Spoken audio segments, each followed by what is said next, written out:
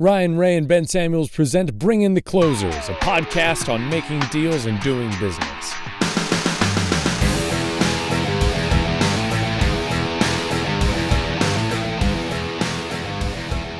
Welcome to another edition of Bring in the Closers. Ryan Ray alongside Ben Samuels. Ben, how's it going? It's been an interesting couple weeks. Had an eventful last week, and it's been good actually to be back in Midland. Was in Houston for a couple weeks for some conferences and dealing with the follow-up from that, which is always intense. But all good. What about you? What's going on in your part of the world? I am waiting. Hopefully, you're supposed to find out today about my trip to Africa. So hopefully, we'll find out about that. So when do we think that's happening? 2 weeks, 3 weeks, something like that. So quick. Need to find out soon, or I won't be there. I mean, at least you're not going to Italy, or South Korea, or Japan, or China. I could keep going. But. Yeah, am I supposed to be? Are you going to those places? I don't know. Are you? No, going there? But no. Italy just put out like a travel advisory ban just like yesterday. Never mind. Keep going. One of the countries I am going to. I did see there's a case of coronavirus there, so it's like. So, I was curious, actually. I'm not that we were going to spend any time on it, but I know that you put out some on a post a couple weeks back and was able to raise some amount of dollars to send, I believe, 500 masks overseas. But I know you were working on something a little bit larger. Were you able to update us on anything going on?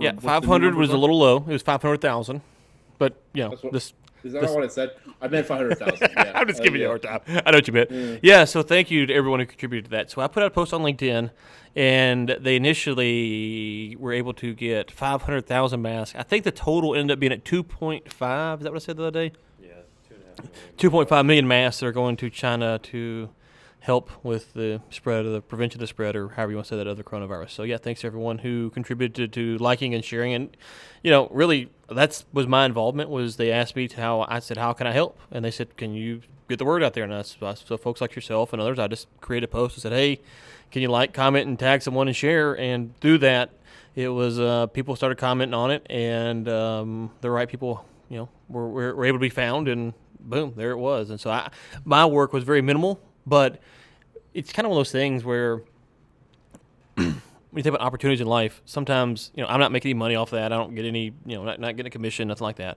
But even if it was a for-profit venture, sometimes it's just a simple question of, what can I do? Instead of saying, because the backdrop of that conversation was, hey, all the China deals that you're working on are being put on hold, like for the year, like may not come back around until the coronavirus thing's wrapped up, and that could be the end of the year. And so that was kind of the backdrop. And so I just, and again, that not give myself an attaboy. I'm just saying how it went down. I was like, okay, well, is there anything I can do in the meantime? And yeah, could you just spread the word about the mask? Like, sure.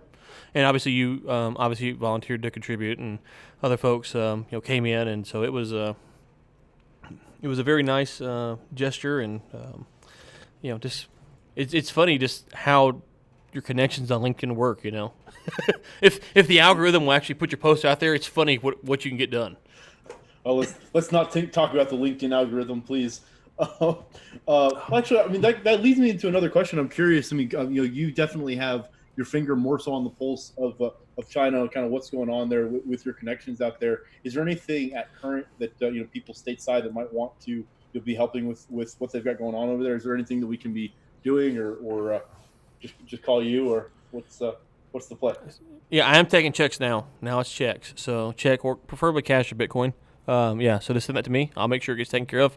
On a serious note, no, I don't know. I'm not in the medical supply or mask space. I don't really know much about what's going on. It does feel like, from the folks I've talked to, that if you're thinking about international business with China, that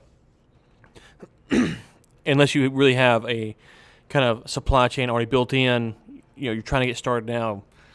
If you were counting on that as being your 2020 driver, you're probably going to be in trouble, unless you really have some real baked in type connections and stuff, just because of what's going on. Some of the stuff we were looking at was October, November, and they're like, hey, yeah, we're not even talking about that anymore now. So until that kind of, wherever that lands and stabilizes, for the startup, new folks who are interested in that space, it's probably going to be a while before you see the willingness to come back online. Do you have any insights on I know that China has been talking about, especially through Surge and some other companies, they've been talking about making more of a domestic footprint in the energy space. Have you heard of anything on that front, or is that kind of similarly just kind of install pattern? that so excuse me. The deals we were looking at were twofold: stuff going to China, and then a lot of stuff coming here, investing here in the States. And even that was, no, we can't look at it right now. And you start thinking about it.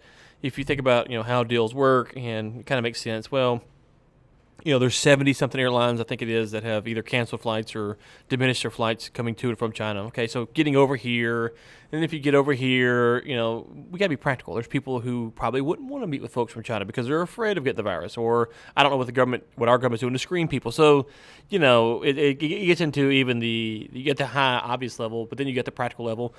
And then you probably have people who have friends and family in China. And so there's a lot of things that are going on, and how long it will last and stuff I don't obviously know, but yeah, I think you're going to see, again, unless you really have, you're like Walmart or something like that. You kind of have it already baked in. You're gonna see a hit. But even you look at, I think it was Apple that was announced the other day that their stuff is hurting because of what's going on in China, and it's gonna be interesting to see with the Phase 1 trade deal what shakes out, because they got to start buying the soybeans and all that stuff. So we got a little while before all of that comes online, but.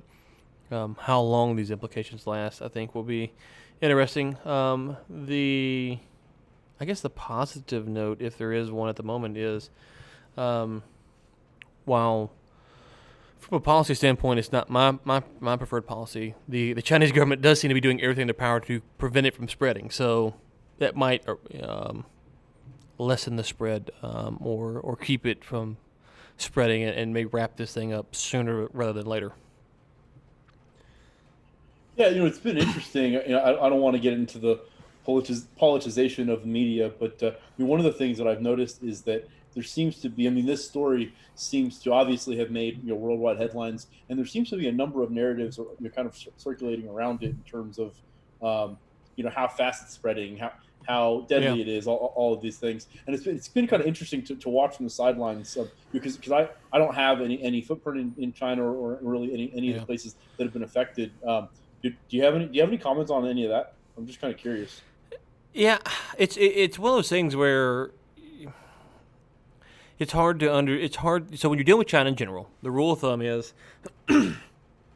whatever the numbers they're reporting are, you always kind of have to look at them. And I would say this about any government, but obviously China, whatever the numbers are, you have to kind of look at it and go, okay. But then if you're dealing with what is a new virus, something that they'd never detected before, if you look back for a week and a half ago, I think it was, they said, well, oops, we weren't diagnosing people properly, and we've doubled the cases or whatever it was now that we've been able to diagnose it. And then you also look internationally. I think there's a country in Africa, I think it was Zimbabwe maybe, where a lady there, they thought she had it, they tested her, they gave her a certificate saying, hey, you're free and clear, but we're going to quarantine you anyways. We're going to go stand in the corner until we decide that certificate's actually good. So, I think what was it? We put an article out in Xinhua a few weeks ago from the World Health Organization. Yeah, and they were sending tests to how many countries? 70 countries?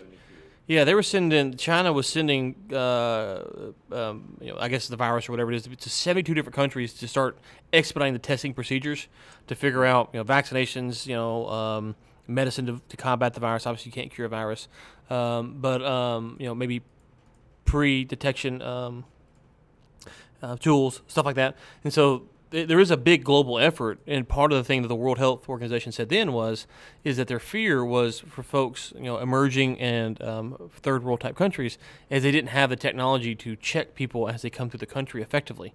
So you could have people coming through a normal legal immigration type method, but they didn't have the measurements in place to actually check them. So you could see it spreading into these emerging type third world type nations, and that was a big fear then. So watching that, I think, is gonna be interesting to see. If you see maybe some South America or African nations where all of a sudden they can't test it as appropriately, it starts spreading there. That could be a problem that's kind of the phase 2, if you will. Yeah, it makes a lot of sense.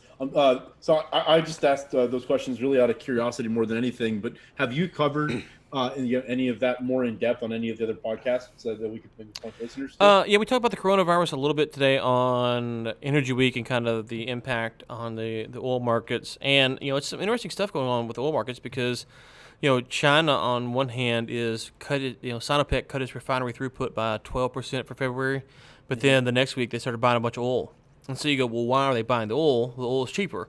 So they could be buying the oil because the oil is cheaper, and they think that that's kind of the bottom level, the resistance level, or whatever the technical trading term is. We're kind of at the bottom. Or they could be buying the oil to keep the oil price from dropping too much because they don't want the markets to be fearful of what's going to happen. So you don't really know some of these signals right now. It's hard to figure out what's going on with it. Didn't I read that the Chinese were they got caught buying a bunch of oil from Venezuela? Maybe. So China's stance on that is they do not Abide by. a unilateral sanction, that if the United States has a unilateral sanction between the U.S. and Iran, they do not abide by that. Mm-hmm. They don't consider that binding to them. If it's from the UN, they claim that they would abide by it. Now, I'm not saying that they would or wouldn't, but that is kind of how they view things.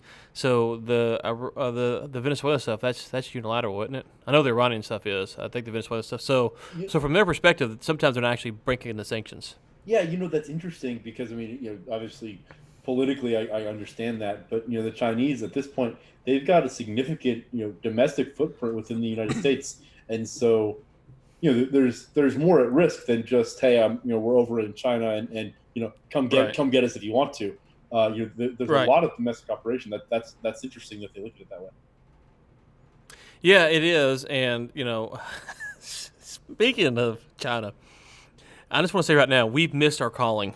Okay, I don't know if you saw this article or not. We could have been making $28 million a month, friend. $28 million a month. I mean, where was the phone call? What happened? What? The phone call came from the U.S. District Federal Attorney in Pennsylvania arresting 5 gentlemen from Dallas for illegally selling, well, they never did, but trying to sell Iranian oil to China. Yep. I put that on LinkedIn. If you followed me, you probably saw that. Yep. I don't know why we can't find deals like that. Maybe because they're black market. Maybe. But the black market's looking appealing. I'm just saying right now. I'll take my fees and stay out of the federal pen. I mean, that's just a me thing. Everybody has to make that decision themselves. Oh, have not ever thought about, even considered about breaking a local, federal, municipal law. It's an abomination against mankind, and I wholeheartedly condemn those people despite what I put on Twitter. That was satire. I think you missed your calling as an attorney, is what I think. I think that was your calling. Yeah, I would be disbarred first day. I would be disbarred first day. I was talking to an attorney the other day, and I said, "Hey, man, I am so jealous because he's talking about arguing this case. Like, God, can I just come in and sit there and just argue? I just want to cross-examine one witness, just one witness, just one, just to lay the hammer to him." But oh my God, I don't. I hope I never get cross-exed by you. That would be. Woo. Talk about a hot seat. So do we want to talk about all the black market deals we've done on this podcast, or we want to wait for that offline? Let's go. Let's go. Okay, So let's talk about your blood diamonds that you've been selling recently. Okay. I need more. I need more context. What else? You got? Which blood diamonds? Yeah. Which specifically? Which one are we talking about? Yeah, no doubt. Before I incriminate myself or answer the wrong question. You want to go down for the wrong blood diamond. I mean, if I'm going to go down, I better have done it. Yeah, exactly. It is funny, though, because you think about making money and you think about opportunities and finding opportunities. And when you talk about the term off-market deals, not black market deals, but off-market deals. Yeah. And it's funny because we like to live in the world of off-market deals because off-market deals offer more upside because they're not publicly known about. Well, the truest of true off-market deal is the black market deal. This is true. You know, Yeah, absolutely. and so it's a high risk, high reward game for those who are brave enough to play it. But when you think about where you want to be in the business space, obviously the off market deal has different risks though too. Yeah. Again, not black market, but off market deal. It has different risk because everything's a little bit more secretive. You gotta have if you're going to go buy a house through a real estate agent, the state has issued real estate forms, through the real estate commission, and everything's kind of cut and dry. So there's a lawsuit, there's kind of a step and procedure. Off market deals aren't that clear, which is why it kind of deters people from getting into the space because the risks aren't exactly clearly defined. Yeah, no, I think that's a great point. But I mean, I think at the end of the day, what you're looking at is, in terms of the brokered deals or the deals that you see on like EnergyNet and those kind of websites, energy advisors versus off-market deals. The key being, and something that we talk about, I think, on every single podcast. We're on what is it, episode like 26, 27 at this point, and we're getting up there. And I think we talk about it every single time. But it comes down to the strength of your network, because the key in off-market deals is that you have to be able to bring it directly to an end buyer or someone that that can take down the deal, and you have to have that relationship, quote unquote, off-market, meaning that you can't be putting these deals on LinkedIn or advertising for them or putting them on a platform, because that by default would make it not an off-market deal, right? And so in order for you for someone to really get into that space and transact at a consistent level, you need to have the network and have an idea of, okay, so if I'm looking at this deal, I'm going to take it to these couple of buyers or what have you. And if you don't have that back end, then you're spinning your wheels a lot, because or you're taking haircuts on every deal because like a Ryan Ray, and so you call Ryan when you have those deals but he's going to take you're going to take it to your network, and then if I'm the guy that had the deal, rather than taking down a lion's share of the equity, now I'm just taking off carving off a small piece because I've handed most of the upside to you, which you would love. Yeah. But no, I would love to split it 50-50 with you. Oh. So that's what I would love. Oh. That's what I'd love. I like that. I like that oil derrick picture in the back, by the way, the punk deck. That's pretty. That's the horse. Yeah. I feel like that's new. I like feel like that, that's a new addition. I like it. Yeah. So we're getting ready to build a standalone studio in that corner over there. So we flipped the conference room table. I used to sit right here where the whiteboard is. So yeah, we're looking at a different angle. So.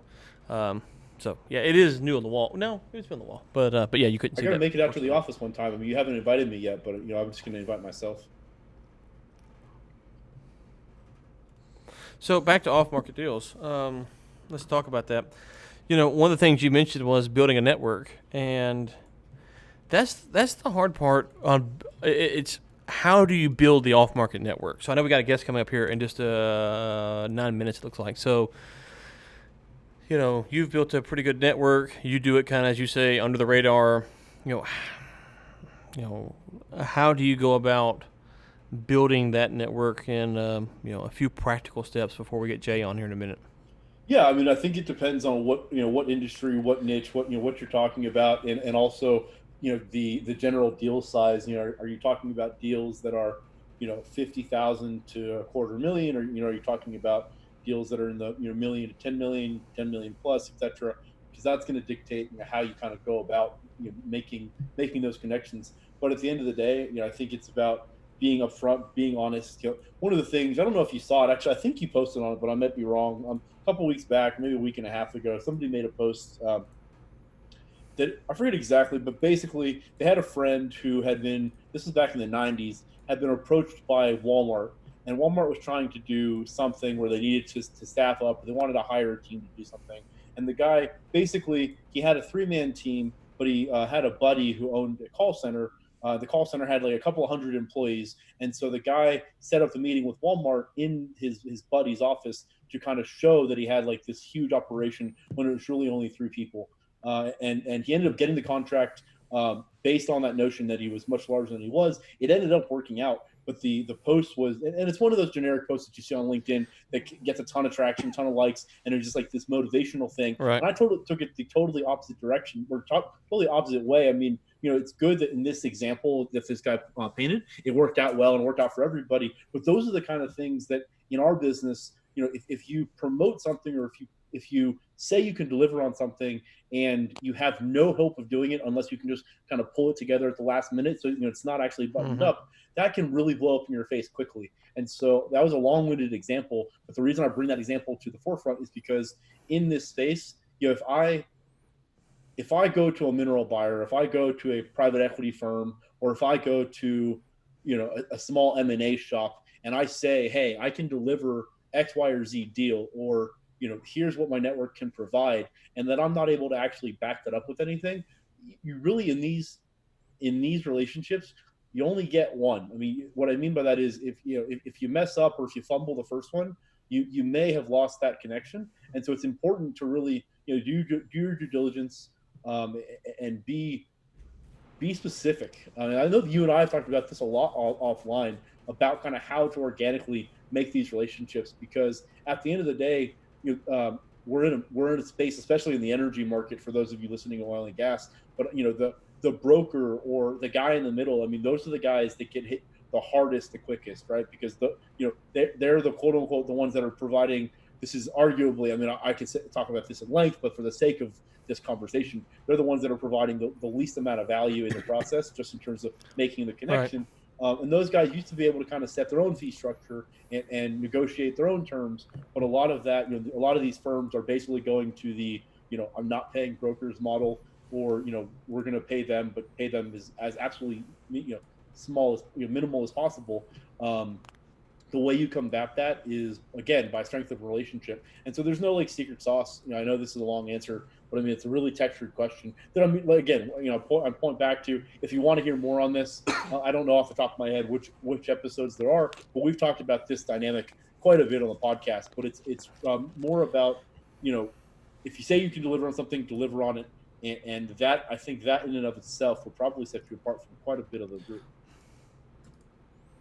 And I would, the only caveat I would add to that is, say you can deliver on it, and then say you're not sure you can deliver on it. And here's what I mean.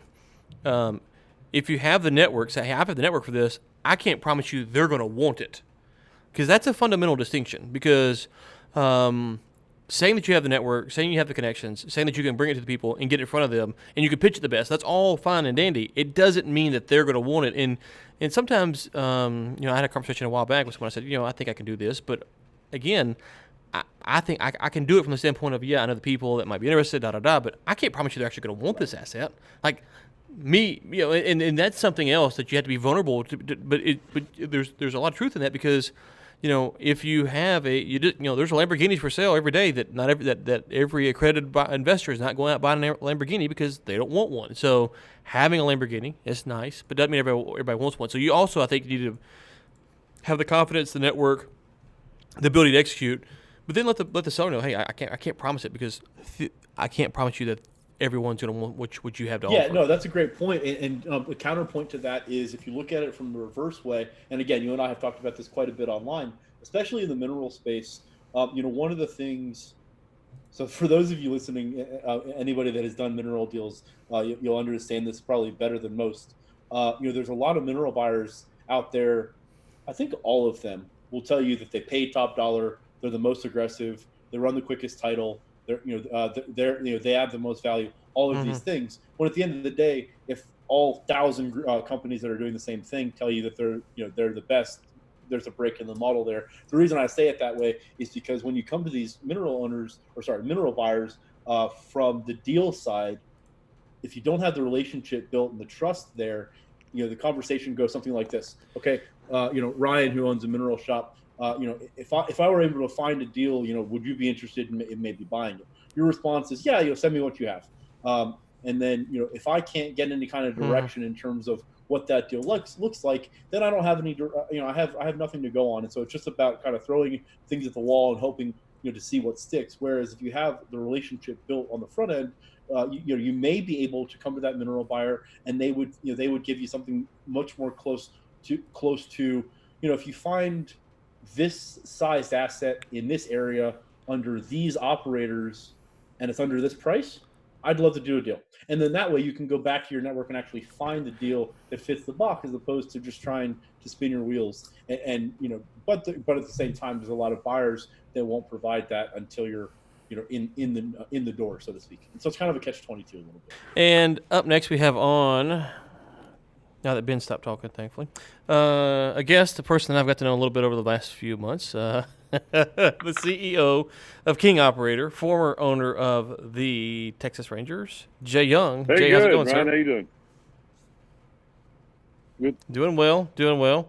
It is good to have you on. Jay, why don't you, for folks who aren't familiar with you, give a quick 30-second bio of who you are and where you fit into the industry. Well, my family's been in the oil and gas business for over 100 years, which sounds like a long time. I feel like I've been in it 100 years sometimes, Ryan, to say the truth. But,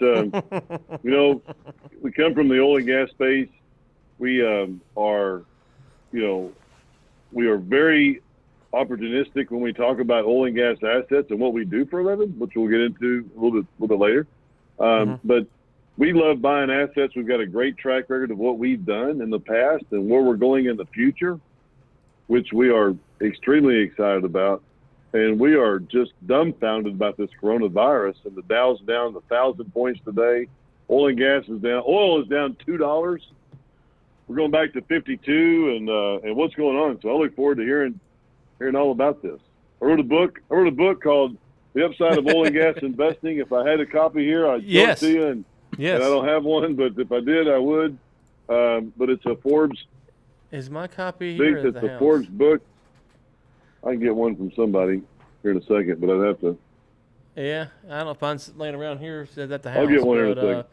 So let's go back here. So one of the things we were just talking about on the show was off-market deals and kind of getting. We're talking about black market deals actually, but black market versus off-market. No, off-market deals, getting into the off-market deal space and how hard that is because you have to have a network. So Jay, obviously you've been hugely successful and met a lot of people. Your family's been in the business for quite some time, as you said, over 100 years. Tell us what you know about building your network, growing your network, especially inside the space, and what are the things that, from your perspective, help separate those people who are able to get in there and help folks by having the right kind of network? Well, yeah, and I'll tell you what, that is so important in life, and it's kind of like where do you go to school, and how much is it worth to go to the right type of school because your network that you can go to. I mean, there's people that have gone to SMU that has raised 100% of their equity with their alumni group. Just their alumni group of people that they've been around. As long as you are you can't go out and drink and drug and do all this kind of stuff and expect people to so we can get to that first. You need to be somewhat of a person that is good integrity and somebody that trusts you, especially when you're talking about their money. They need to be able to trust you, but it's also who you know, but also how you treat them and what kind of person do they think you are. You don't need to be somebody that's out there drugging or, partying. And I mean, as soon as you do that, as soon as you use, foul language or which I'm guilty, but especially with Ryan, but Ranger games. Whoa! You're going to ruin my squeaky clean image here. Hold on. Yeah. But when you have a good network of people and they trust you, and you can raise a lot of equity from investors like this that are people that they trust you and that they'll give you their money or they'll invest their money with you. I mean that's big. Where do you get that network from? Friends, family, churches, your alumni group. I mean, that's why, if you go to a great school, like SMU or Oklahoma or all these have great alumni groups that you can tap into. I went to the School of Hard Knocks. How does that work? You? I don't know. You tell me. There's a lot of alumni. A lot of beg, borrowing, and stealing. There's a lot of alumni. They ain't funding my deals. Oh man, I know. So it's about your integrity, and it's about what how do you see yourself, and how do you want people to see you? My wife has helped me with that because I'm not the best in the world at times, but it is something that it's reaching out there, and it's learning about not only who you are, but also what you need to say to people. How do you attract them? How do you attract people? So I know that's a kind of I want to know it has to be more specifically, and I'll be glad to go over it. Yeah, it's interesting. One of the things that I found in the energy space, so my history, I haven't raised any traditional private equity money. I've got, we can talk about that at length for a number of different reasons. But one of the things that I found in the energy space is that there's a lot of guys, a lot of the old guard that have made their money that are more than happy and almost seeking out the ability to invest in kind of the newer generation and give them some growth capital and ride along and just kind of be invested in the success of the new generation. And I love that dynamic, and I think that's kind of unique to the energy space. Jay, would you echo that? Would you echo that sentiment? Absolutely. I mean, it is a tough market to do, no matter how much money you need in what industry, right? And how hard is it to do it? But once you have a track record, I always tell people, say, look, man, you need to go to work for another company for 5 years, get somewhat of some experience behind you, get your network together, but don't rely on it 100%, because, man, when you're older and you need that to stay alive, I mean, it's obviously harder to do, so I'm sorry, go ahead. Yeah. So, no. So one of the things that it's been interesting since I guess we probably first met. I don't know, 6 months ago or something, since we've been talking, is just kind of listening to some of the things that you have and kind of people that and being in this business. From someone like my perspective, who doesn't have 100 years plus family history of the oil and gas business. My dad was in it before I was, in the kind of same similar capacity to what I am. So not like you are, which is a lot closer to drilling and production, stuff like that. But you've also seen. You mentioned, having the benefit of college and stuff like that, but you're also seeing now, it feels like, and not just in oil and gas, but across all the industries, which is this push for conventional norms to be done differently. And so, I'm 34, so folks that are a little younger than me are pushing harder for it. Folks that are closer to your age are probably wanting the norms to stay the same. But we're all kind of in this spot to where we're trying to figure out how do we move forward, because how it was done with the invention of horizontal drilling and fracking and new technology coming to the oil and gas market, things are shifting, and it's kind of hard to know right now how to where to put your chips in at, because you don't know what is going to turn up in 2 weeks. How much longer will the oil prices be low? You've been in a long time. You've seen a lot of ups and downs. You've seen a lot of industry changes. How do you evaluate that moving forward, going, okay, listen, this is the space we want to be in. This is the political climate that we've seen before. How much of that is kind of gut-based versus, you've kind of been there, or how much of it is, no, you really have to go and maybe more fundamentals and take almost your perspective out of it and go to maybe outside sources?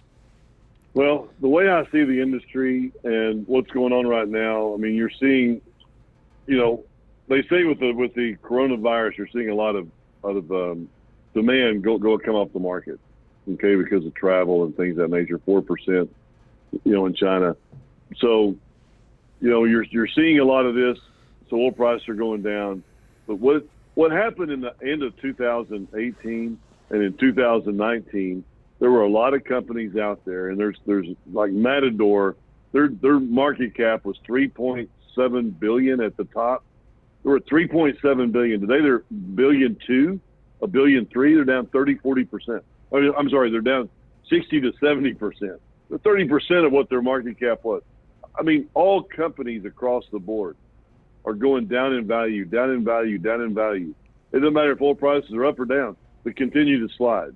Well, what happened was you have investment bankers, and investment bankers go to these companies like Matador and say, hey, what are you guys going to do with, if I get you $400 million, what are you going to do with $400 million? They said, we're going to drill this many wells, and we're going to increase the values, and we're going to, and wells come in just like all these other wells come in, and oil prices are at $60 a barrel, and blah blah blah. So investment bankers get their stories from these oil and gas companies, and then they go sell them to these, pension funds or all the stock market or whatever, and they get all this money from them, and all of a sudden, about a year, 2 years down the road, they go, wait a minute, you guys said these wells are going to come in at this, and oil prices are going to come in at this, and then our cash flows, we're going to do this. You could drill this many wells per 640 acres. You can't drill that many wells per 640. You're only drilling, 8 wells instead of 12 or whatever. So you're seeing a stop in the market. So, man, they slammed on the brakes at the end of 18 and 19. We had that asset that we sold a third of an asset, and we gave clients back 131% returns in less than 12 months. So we gave clients back 131% return. Some are 15 months, like 8 to 15 months when we raised the money. So less than, let's say 15 months, we gave clients back 131%. We took 2/3 of that asset, along with some more equity and some more debt and some more acreage, and we started drilling with our money that we had available to us. We took it up to $194 million. I got a reserve report on here somewhere. It shows $194 million right here. So we did all of that in less than 2 years, where we increased the value from initially was $6 million, and we went all the way up to $194 million by adding equity and debt. And man, it was going great.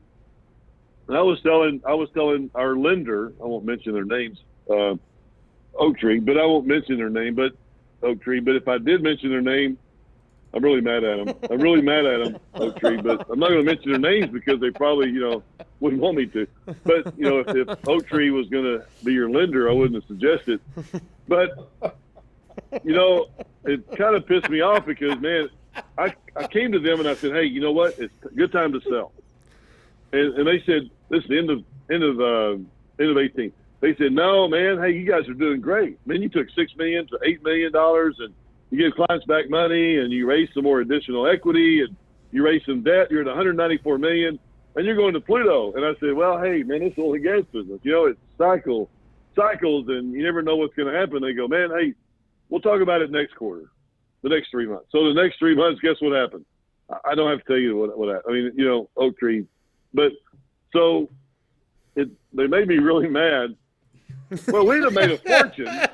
We would have made a fortune. My family would have, but my investors would have made a fortune. So then, but the good news is that I'm on here still pitching because Oaktree didn't let me sell, and I'm still looking for money, right?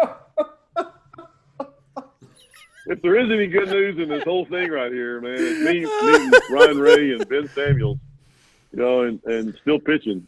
At the age of 57. Well, I wouldn't go so far as Ben, but yeah, I'm still pitching. Oaktree. Anyway, so Nate, really, can you put? Thank you, Oaktree. We appreciate Nate, that. can you put the Oaktree label right here? Sponsored by, right here. Yeah, really. Yeah.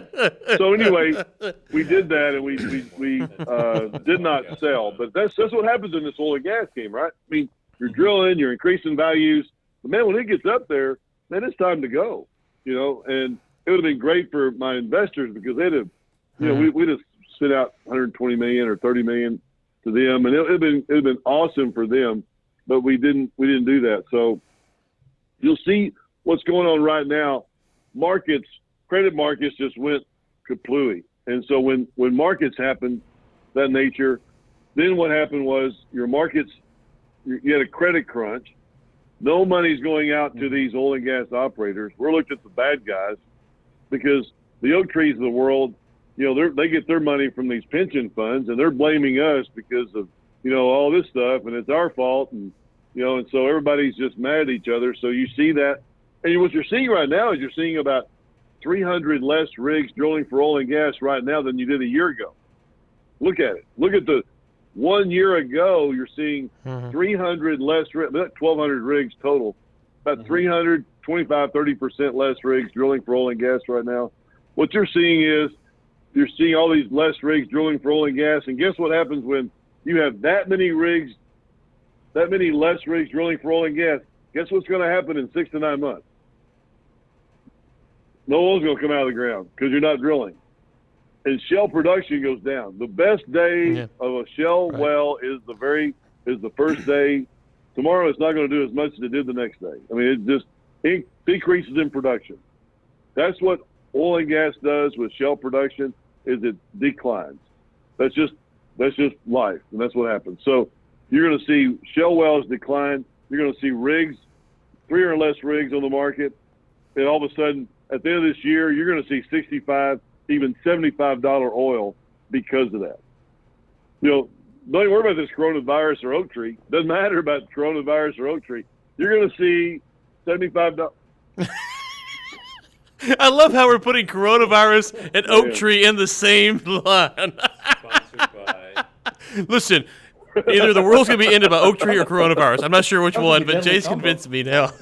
Man, it does. One of the two. Yeah. Wow. The oak tree coronavirus. So yeah, no, I think that you're right about the price going up at the end of the year. It would take something pretty catastrophic, it would seem, for that not to happen.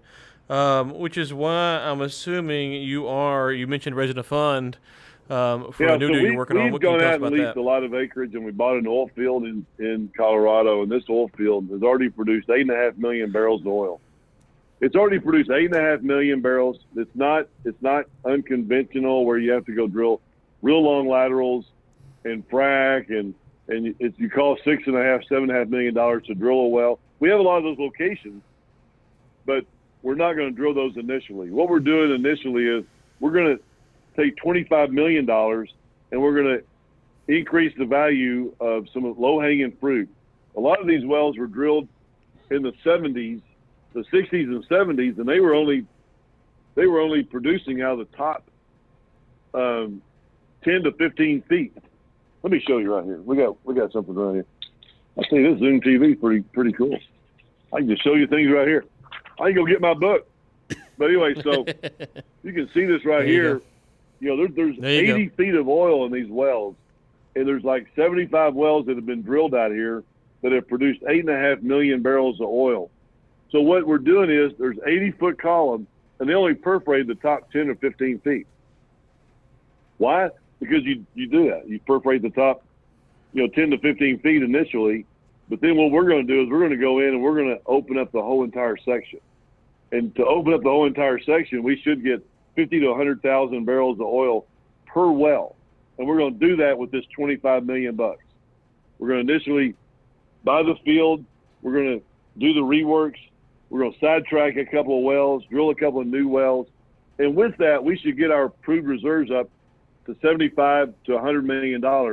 And at that rate, we'll go back in, get a bank debt, a RBL, reserve-based loan, not from Oak Tree. Not that we're saying anything bad about Oak Tree or whatever this company is. We'll get a reserve-based loan, and we will increase. We'll have $75 million credit. We'll have a $75 million reserve report. Then we'll go back in and get a reserve-based loan, increase the value again. We could get back up to $200 million if we do the same thing we did before. Clients can make like a 4-to-1, 5-to-1 in about 2 to 3 years.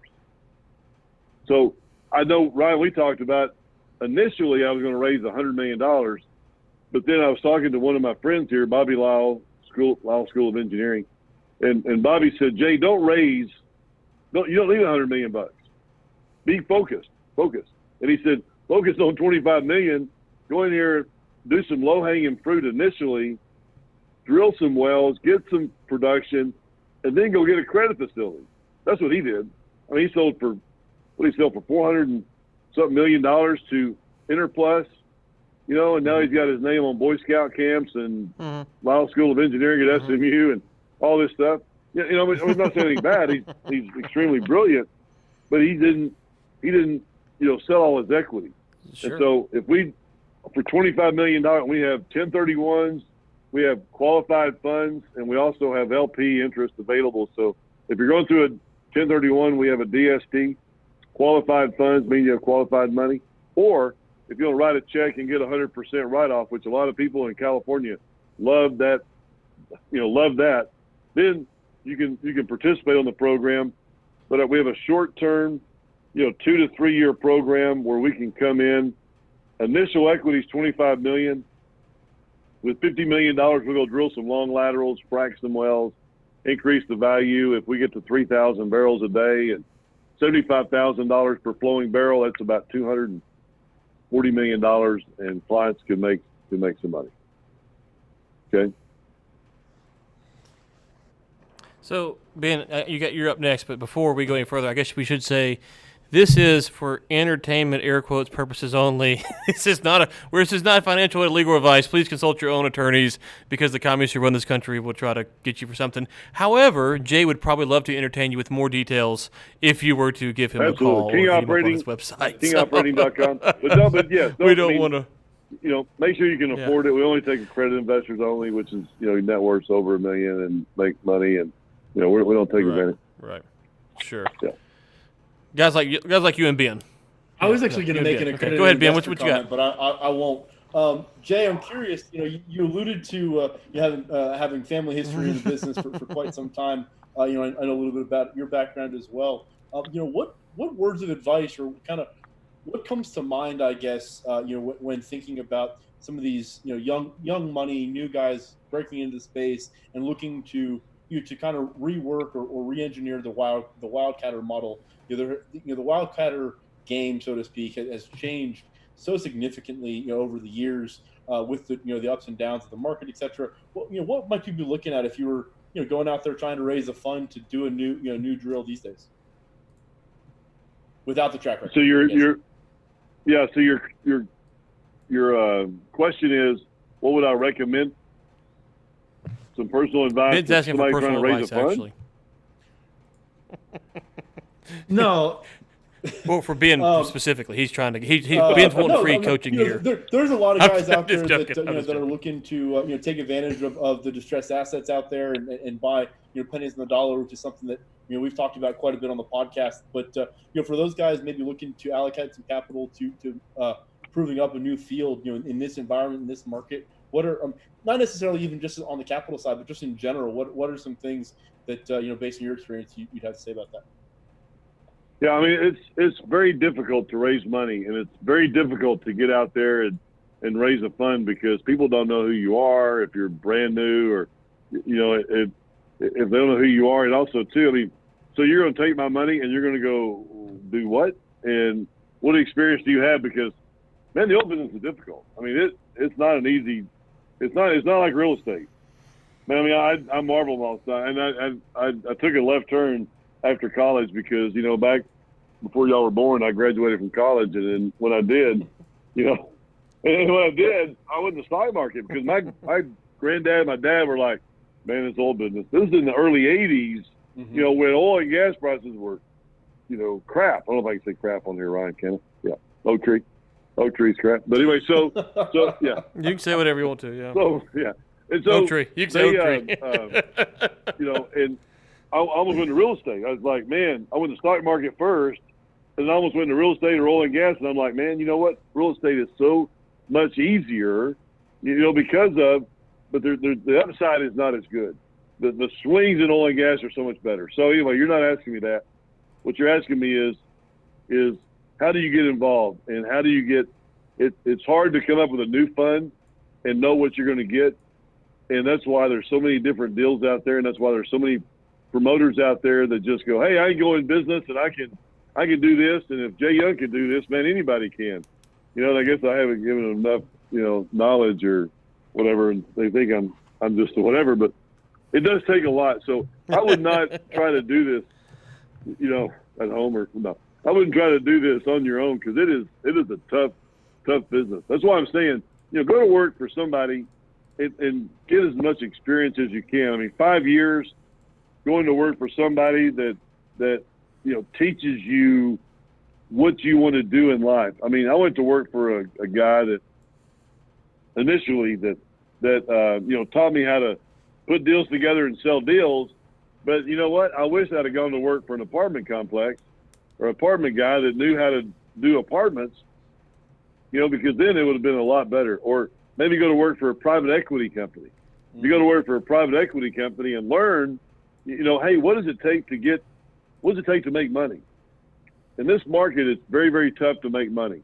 If you do it like I do, yes, the upsides are incredible, and you can make a lot of money, but you got to learn a lot first.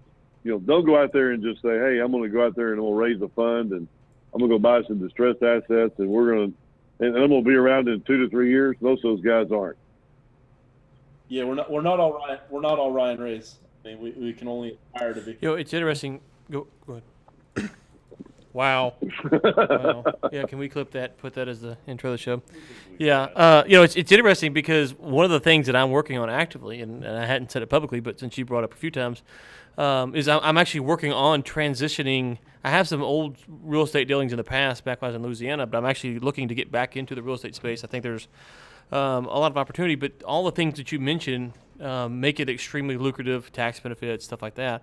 But even in the real estate space, the real estate is a very capital intensive business, and because it doesn't have the upswings like you mentioned, once you tie your money up, your money's tied up. Whereas with oil and gas, you might be able to get it in 12 months, 18 months, whatever, and get out. With real estate, you go buy a big apartment complex.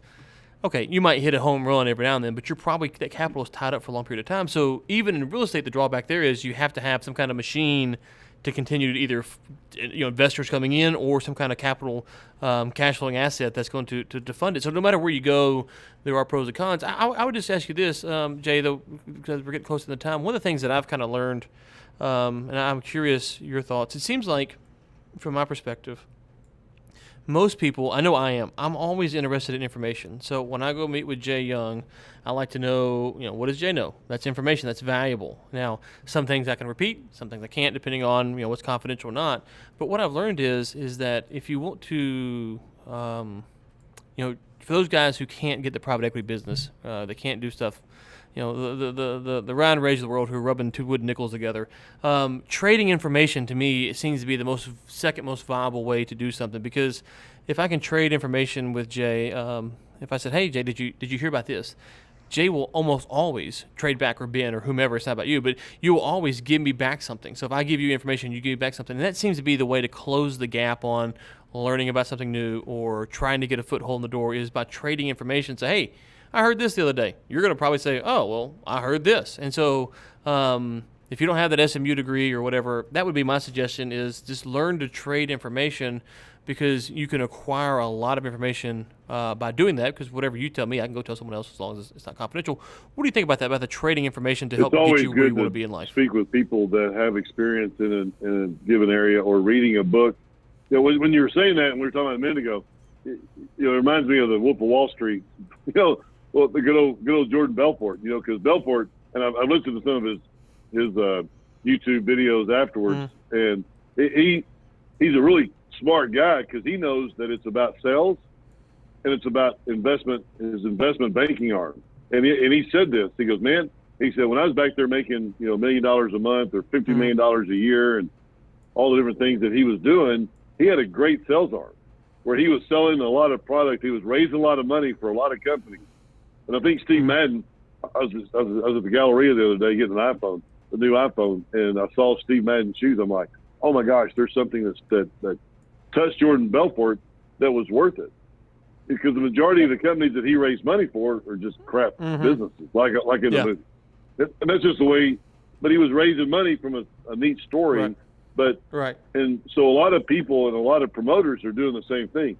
They have a great story, but their product or their investments aren't worth it. And so that's what we've worked on the past 5 years, is to really getting up to how do we deliver what we're talking to about our investors, so we can have long-term investors. So we have two different sides of our business, and that is, number one, sales.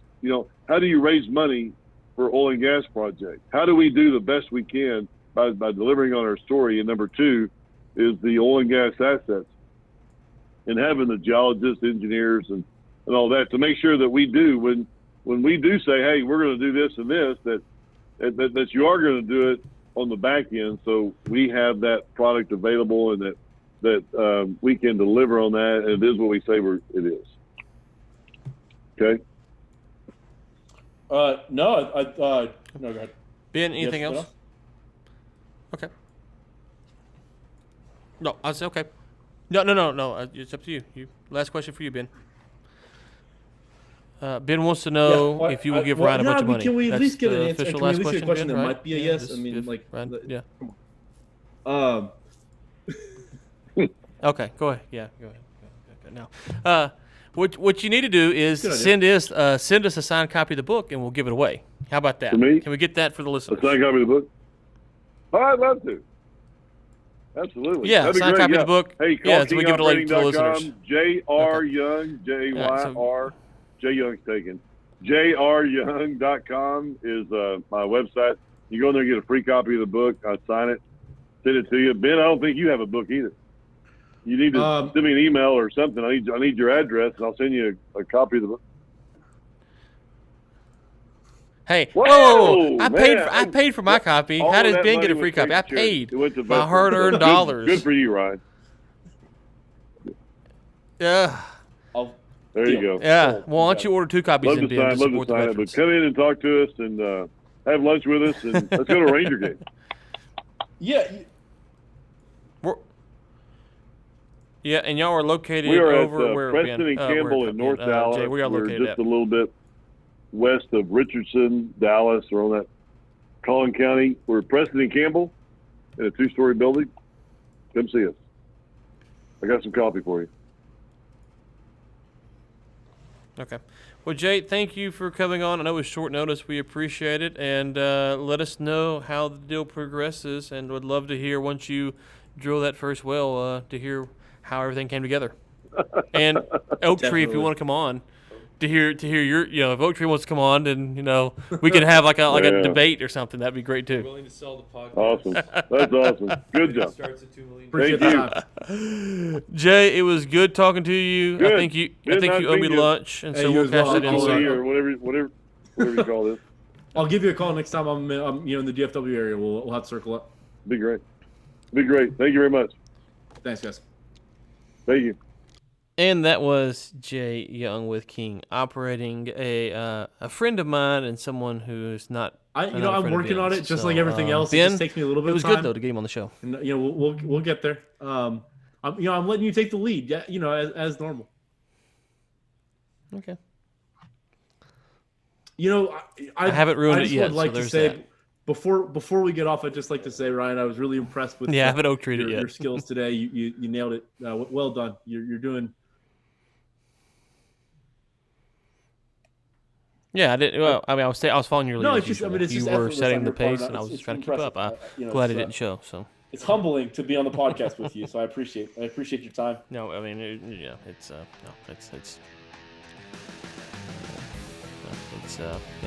Okay. Well, I'm gonna say No. We have another 10 minutes or so. So Ben, it was good to have you on once again. Good to be back. Jay Young, thank you for coming on. Are you sure? No, we're past time. Oh, that's a shame. Well past that. We will link to Jay's stuff in the podcast notes. And again, that was for entertainment purposes only. If you want to hear the rest of the entertaining story, reach out to King Operating and find out all the details. Ben, good to be back. Unreal. We'll be back next week for March, the first podcast of March. That's crazy. So, Thanks, sir. I know. All right. Good talking to you, buddy. And listeners, we will talk to you next week.